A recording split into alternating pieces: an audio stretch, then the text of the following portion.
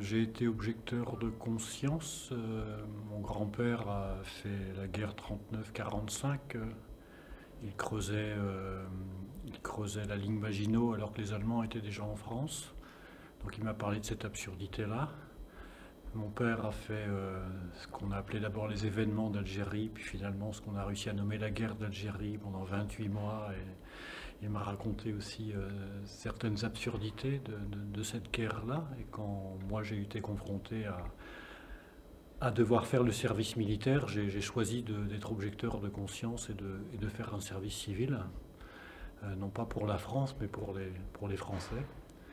Et quand j'ai entendu cette chanson m'a véritablement porté.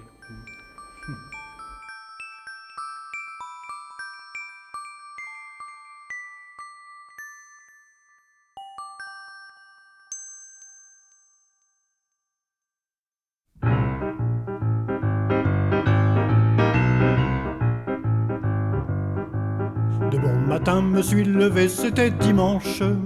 À la carriole j'ai attelé la jument blanche pour m'en aller au marché dans le chef-lieu du comté. Paraît qu'il y avait des généraux à vendre, mais le soleil écrasait tant la route blanche.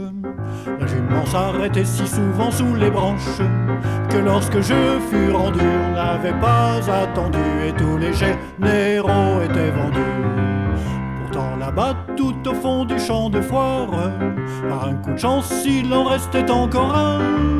Il n'était pas couvert de gloire, mais avec un peu de ripolin, il pouvait faire encore très bien. J'ai changé contre un cajot de pommes pas mûres, 4 choux-fleurs et une tartine de confiture. Tout ça pour un général, c'était vraiment pas trop mal. Et puis je l'ai chargé dans la voiture. À la maison m'a fait des reproches amers.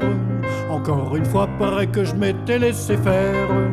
Un général dans cet état, ça valait beaucoup moins que ça. Mais puisque c'était fait, tant pis pour moi. Et puis les gosses ont eu peur de sa moustache. Elle était rousse et ça les faisait pleurer.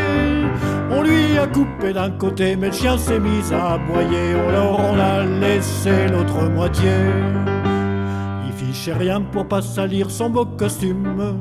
De temps en temps il épluchait quelques légumes ou débouchait le lavabo, réparait l'escabeau. Mais il savait même pas jouer de piano.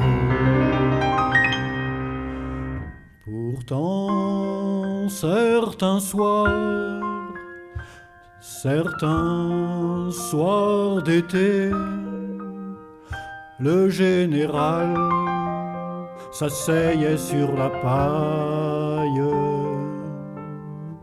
et les yeux perdus dans l'immensité, il nous racontait ses batailles. Il nous parlait des Dardanelles quand il était que colonel, et la campagne d'Orient quand il était que commandant, l'épopée napoléonienne quand il était que capitaine, et puis la guerre de 100 ans quand il n'était que lieutenant, les croisades des Pépins le Bref quand il n'était que sergent-chef, et les éléphants d'Hannibal quand il était que caporal, les thermophiles Léonidas quand il était que 2e classe, et Ramsès de la Première Guerre quand sa mère était cantinière. Et le général, jusqu'au petit matin, déroulait le fil de son immense histoire. Puis il s'endormait sur sa botte de foin.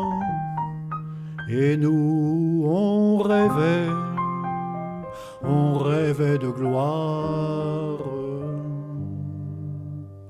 Il est resté comme ça chez nous jusqu'à l'automne, sans travailler, sans trouver la vie monotone.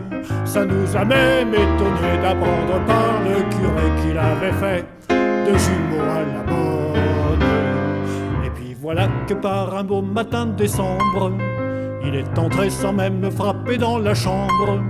Il venait de lire dans le journal qu'on le nommait maréchal. Alors il nous quittait, c'était fatal. J'ai reconduit en carriole jusqu'à la ville. On m'a rendu mes choux-fleurs et mes cajots. Et sans émotion inutile, sans pleurs et sans se dire un mot, on s'est quitté en vrai héros.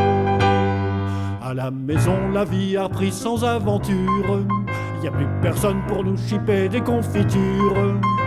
Le général au bistrot avait planté un drapeau pour la patrie et payé la facture. Je ne suis plus jamais retourné au marché, mais quelquefois dans le ciel de la nuit d'été, on voit briller 5 étoiles. Et ça nous fait un peu mal. On n'achetait jamais un général.